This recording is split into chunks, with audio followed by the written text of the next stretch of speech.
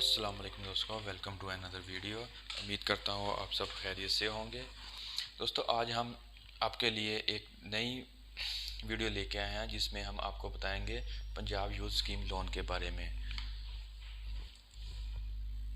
Punjab youth scheme के बारे में बताएंगे जिसमें गवर्नमेंट ऑफ पाकिस्तान ने 3 तरह के लोन मुतारफ़ करवाए हैं। T1 1 लाख से लेकर 5 लाख तक के लिए, और 5 लाख से 15 लाख तक के लिए, और 15 लाख से लेकर 75 लाख तक के लिए।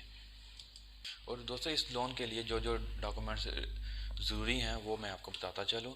इसमें सबसे पहले बिज़नेस नेम, आपके बिज़नेस का नाम क्या है, बिज़नेस डिटेल, किस तरह का बिज़नेस आप करना चाहते हैं, एम्प्लॉय डिटेल, करंट बिज़नेस कि आपका मौजूदा बिज़नेस क्या है, पर्सनल रिकॉर्ड, जो आपका पर्सनल रिकॉर्ड मतलब कि नाम, phone number, ID card number, ये वो।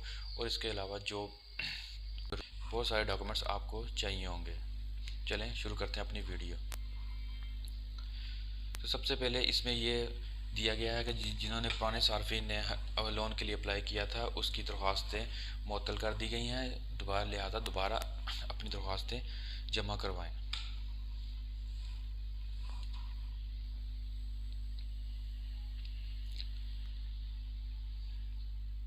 तो सबसे पहले आपने अपना शनाख्ती कार्ड नंबर देना है, कौमी शनाख्ती कार्ड नंबर यहाँ पे एंटर करना है, जो कि ये है।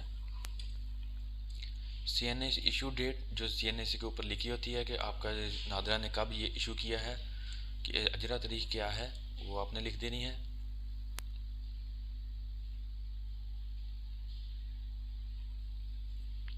उसके बाद आप कौन सा लोन अप्लाई करना चाहते हैं, जैसा कि मैंने आपको बताया था कि 5 लाख से लेकर 1 लाख से लेकर 5 लाख तक, और उसके बाद 5 लाख से लेकर 15 लाख, 5 लाख से लेकर 15 लाख तक। और जो तीसरा है उसमें T3 टायर 3 जो है, T3 वो 15 लाख से लेकर 75 लाख तक है।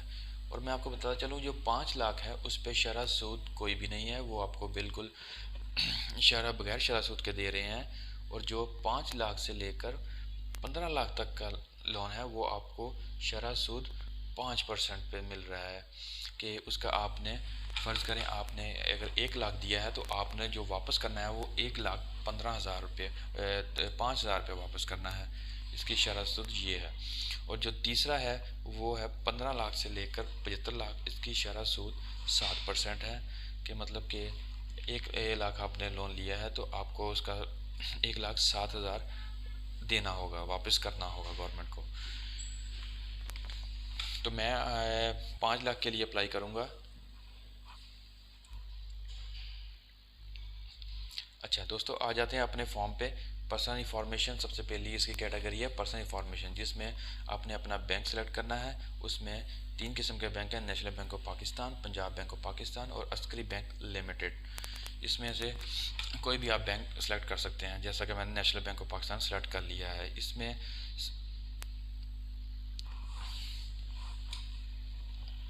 MFI का नाम आपने सेलेक्ट ज़रूर करना है। जैसे NRSP माइक्रो फाइनेंस बैंक है, इसको सिलेक्ट कर दिया मैंने। उसके बाद एप्लीकेशन नंबर, नेम, अपना नाम लिखना है जो कि बगैर स्पेस के लिखना है। अगर आप स्पेस के साथ लिखेंगे तो वो उसमें एरर देगा। उसके बाद आपने अपलोड पिक्चर अपलोड करनी है, जैसा कि मैं आपको पिक्चर अपलोड कर रहा हूँ। इसमें इस तरह आपने अपनी तस्वीर अपलोड कर देनी है। उसके बाद आपने डेट ऑफ बर्थ जो आपके कौमी शनाख्ती कार्ड पे तारीख पैदाइश लिखी है वो आपने दर्ज करनी है। इसके बाद एप्लीकेशन CNA नंबर जो कि वो जो पहले हमने दर्ज किया है वहीं से ये लेके आ रहा है उठा के। नंबर ऑफ डिपेंडेंट कि कितने घर के अफराद आप पर इन्हिसार करते हैं, ज़ेर कफ़ालत अफराद की तादाद, उसमें आपके 1 भी हो सकती है, 2 भी हो सकती है, 3 भी हो। अगर 5 से ज़्यादा है तो 5 ग्रेटर दैन 5, अगर 5 से कम है तो आपने वहाँ पे दर्ज कर देनी है। और अपने शनाख्ती कार्ड की फ्रंट साइड, मतलब कि जो जहाँ पे आपकी तस्वीर लगी होती है वो साइड अपलोड करनी है। उसके बाद आपने शनाख्ती कार्ड की बैक साइड अपलोड करनी है।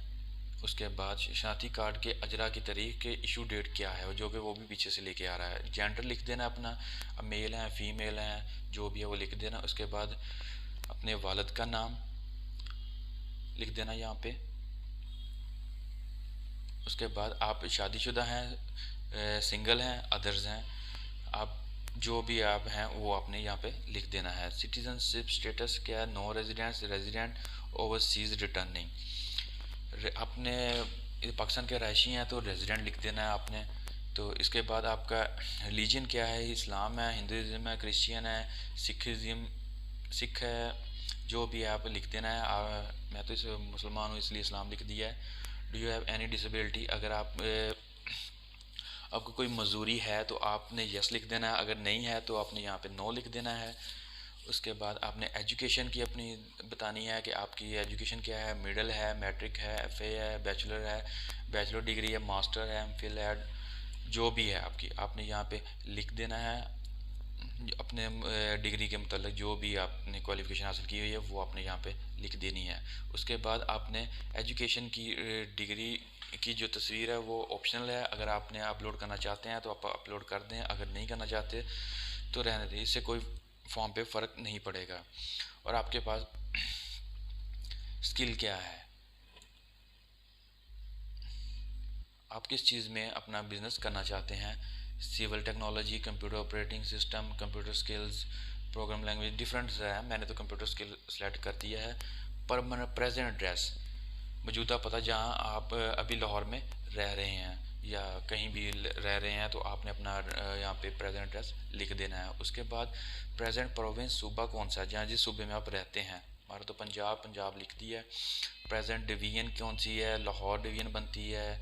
और प्रेजेंट डिस्ट्रिक्ट कौन सा है, ये भी लाहौर लिख दिया। और आपका कसूर, शेखुपुरा, ननकाना साहब, इसमें लाहौर डिवीजन के अंदर 4 डिस्ट्रिक्ट आते हैं, लाहौर, कसूर, शेखुपुरा, ननकाना साहब इसमें। और प्रेजेंट तहसील कौन सी है, लाहौर के अंदर आपने तहसील सेलेक्ट करनी है, जैसे लाहौर सिटी। अगर आपका ऊपर वाला एड्रेस सारा परमानेंट एड्रेस से मैच करता है तो आपने एज अबव पे क्लिक कर देना है, अगर नहीं करता मैच तो यहाँ आपने एड्रेस अपना लिख देना है।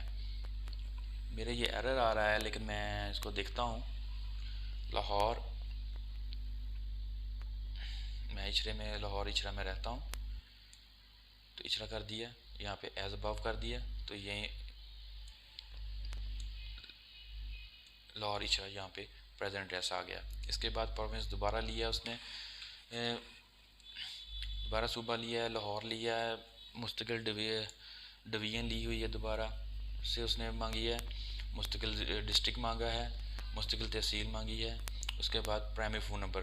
दोस्तों प्राइमरी फ़ोन नंबर इंतहाई ज़रूरी है, वो इसलिए ज़रूरी है कि इस पे आपको सबसे पहले तो आप जो लॉगिन करेंगे इस फॉर्म को दोबारा तो आपका इस फ़ोन नंबर से लॉगिन होगा। और दूसरी बात यह कि जो भी गवर्नमेंट अपडेट देती है, कोई न्यू अपडेट आती है अब लोन के बारे में तो वो आपको इस पे बताया जाएगा। और तीसरी बात यह कि जब कोई बैंक का नुमाइंदा आपसे इन्वेस्टिगेट करना, आपका डॉक्यूमेंट चेक करने आएगा तो वो इसी नंबर पे आपसे रब्ता करके आपके पास तक, आपके रात तक पहुँचेगा। हमने फ़ोन नंबर इंटर कर दिया। और सेकेंडरी मोबाइल नंबर इतना ज़रूरी नहीं है, अगर आपके पास 2 मोबाइल नंबर हैं तो आप दोनों इंटर कर सकते हैं। उसमें करंटली मंथली इनकम उसके बाद आ गया कि आपकी मंथली इनकम कितनी है, मौजूदा आमदनी कितनी है। हम लिख देते हैं 50,000, हमारी फ़र्ज़ करें 50,000 है तो हमने 50,000 लिख दी। मंथली हाउस होल्ड एक्सपेंस, मतलब कि माहाना घर के अखराजात कितने हैं आपके घर के, जो घर में आजकल जो जितनी महंगाई हुई है उस हिसाब से आपने लिख देना है कि मेरे घर के अखराजात इतने हैं।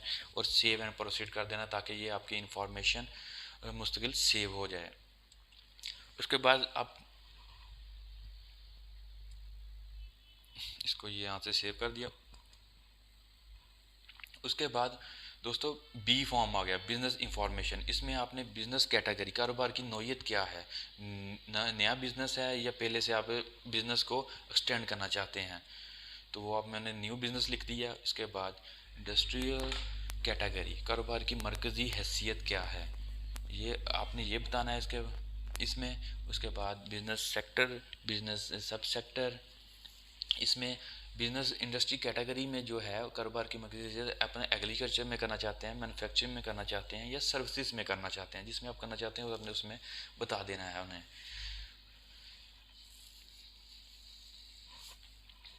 उसके बाद बिजनेस सेक्टर, कारोबार का शोबा क्या है, वहाँ पे आपने बता देना है मेरा स्टोर है, मेरा बार्बर है, जो भी आप करना चाहते हैं। हम तो बेसिकली स्टोर के लिए, जनरल स्टोर के लिए, मिसाल के तौर पर जनरल स्टोर के लिए क्या कर रहे हैं, तो हम उस जनरल स्टोर इंटर करेंगे। उसके बाद बिजनेस सब सेक्टर का है, कहाँ पे आपका वही डेली शोबा क्या है। उसके बाद बिजनेस नाम क्या है, यहाँ पे आपने दर्ज करना है अपने स्टोर का नाम, जो बिजनेस नेम है, जिस नाम से आपने अपना स्टोर बनाया हुआ है या कोई भी है। जैसे मैं लिख देता हूँ उस्मान जनरल स्टोर। बिजनेस कारोबार की तफसीलात, जो भी कारोबार की तफसीलात है वो आपने यहाँ पे दर्ज करनी है। कारोबार किस किस्म का है, किस नौइयत का है, ये सारी डिटेल आपने यहाँ पे देनी है। और आपका इससे बाद आता है कि आपका इस कारोबार में तजर्बा कितना है, कितने साल आपको हो गए इस कारोबार को करते हुए, या आपका अपना कारोबार नहीं था, आप किसी के पास काम कर रहे थे, तो और ये सारा कुछ आपने लिख देना है। अगर आपके पास कोई तजर्बा नहीं, नो एक्सपीरियंस लिख देना है। अगर आपका 1 साल का, 2 साल का, 5 साल का एक्सपीरियंस है, वो सारा आपने लिख देना है। इसका मतलब बिजनेस एक्सपेंस के माहाना कारोबारी अखराजात कितने हैं आपके, वो आपने यहाँ पे लिख देने हैं। कि फ़र्ज़ करें आपके अखराजात बैंक कोई स्टोर के 1 लाख हैं, तो आपने 1 लाख लिख देना है। तो मैंने यहाँ पे 1 लाख इंटर कर दिया कि 1 लाख के अखराजात हैं मेरे। तो आपको जितने मुनासिब लगते हैं आप उतने लिख दें। उसके बाद आपके पास कोई डॉक्यूमेंट्स हैं, कोई रजिस्टर्ड डॉक्यूमेंट्स हैं कि आपका कारोबार कोई आपने रजिस्टर करवाया हुआ है FBR में, तो आपने उसका पिक्चर अपलोड कर देनी है यहाँ पे। ठीक है। उसके बाद लोन डिटेल, ये 50,000 हमने वहाँ से पीछे सेलेक्ट किया था, तो ये 5 लाख उधर से ही ये उठा रहा है कि हमने T1 को सिलेक्ट किया था। तो लोन अमाउंट अप्लाइड फॉर, कितने अमाउंट के लिए हम अप्लाई करना चाहते हैं, 5 लाख तक की कैटेगरी हमने सेलेक्ट किया है। हमें फ़र्ज़ करें 2 लाख चाहिए, हमें 3 लाख चाहिए, तो हम यहाँ पे उसे लिख सकते हैं। लेकिन अभी तो हमें 5 लाख पूरा चाहिए क्योंकि हमने न्यू बिज़नेस किया है, इसलिए 5 लाख लिख दिया। लोन पीरियड, कि आप कितने साल के लिए लोन लेना चाहते हैं, 1 साल के लिए, 2 साल के लिए, या 3 साल के लिए। ज़्यादातर लोग तो 3 साल के लिए लेना चाहेंगे। फैसिलिटी टाइप, सहूलत की किस्म, किस किस्म की फैसिलिटी आप लोगों को देंगे, वो अपने यहाँ पे लिख देनी है। और बैंक का नाम अगर वो बैंक आपको नहीं करता, तो वो बैंक किसी और को कहता है, तो वो दूसरा बैंक आपने यहाँ पे से लिखना है कि अगर इस बैंक से ना हो तो ये दूसरा बैंक से मुझे लोन मिल जाए। उस बैंक का नाम आपने लिख देना है। यहाँ पे बहुत सारे बैंक हैं, हबीब बैंक मैंने इंटर कर दिया है। इसमें अप्रूव्ड लिमिट, मंजूर शुदा हद रुपए में, कि आप कितना बैंक अप्रूव करवाना चाहते हैं, पहले कितना करवाना चाहते हैं, कि पहले लोन कितना आप उनसे लेना चाहते हैं, उसके बाद कितना लेना चाहेंगे। तो ये सारा कुछ यहाँ पे आपने इंटर करना है। पहले मैं 3 लाख की अमाउंट लेना चाहूँगा उनसे। फिर उसके बाद आउटस्टैंडिंग अमाउंट, बकाया रकम रुपये में, जो बकाया रकम आपकी बचती है वो यहाँ पे इंटर कर दें। 2,000 रुपया, 2 लाख रुपया। मंथली इंस्टॉलमेंट, मंथली ये सबसे ज़रूरी है कि मंथली इंस्टॉलमेंट आप कितनी रखना चाहते हैं, कितनी आप मंथली इंस्टॉलमेंट दे सकते हैं। 15,000 देना चाहते हैं, 10,000 देना चाहते हैं, जितनी देना चाहते हैं। मैंने तो यहाँ पे 10,000 लिख दी है कि हम 10,000 मंथली इंस्टॉलमेंट दे सकते हैं। इसके बाद आपको ये बताएगा कि मैं हलफ लेता हूँ या लेती हूँ कि जितने भी मैंने डॉक्यूमेंट्स ऊपर लगाए हैं ये सारे तस्दीक शुदा हैं, इसमें कोई जाली या बोगस डॉक्यूमेंट नहीं है। तो उसके बाद जो दूसरे नंबर पे ऑप्शन है उसमें भी मैं हलफ लेता हूँ कि पाकिस्तान की दफाई हुकूमत का हाजिर सर्विस मुलाजिम नहीं हो। दोस्तों मैं आपको बताता चलूँ कि ये जो लोन है ये गवर्नमेंट एम्प्लॉई, मतलब कि जो गवर्नमेंट के काम करते हैं उसके लिए ये एम्प्लॉय नहीं है। ये लोन नहीं ले सकते, ना गवर्नमेंट के एम्प्लॉय ले सकते हैं, ना बैंक के मेंबर, जितने भी बैंक मेंबर हैं वो ये लोन नहीं ले सकते। दोस्तों ये था फॉर्म जो हम सबमिट कर सकते हैं। आप इसे इजी तरीके से हल कर सकते हैं, फॉर्म को फिल कर सकते हैं। इसमें कोई इशू नहीं है, कोई किस्म की वो पेचीदगी नहीं है। अगर आप 15 लाख से 75 लाख के लिए लेते हैं लोन, तो उसमें आपको ज़्यादा डॉक्यूमेंट्स आपको लेने हों, ज़्यादा डॉक्यूमेंट्स रिक्वायर होंगे, जो कि आपको मैं अपनी नेक्स्ट वीडियो में बता दूंगा। दोस्तों मैं उम्मीद करता हूँ कि आपको मेरी ये वीडियो पसंद आई होगी। प्लीज़ इस वीडियो को लाइक करें, शेयर करें और सब्सक्राइब करें।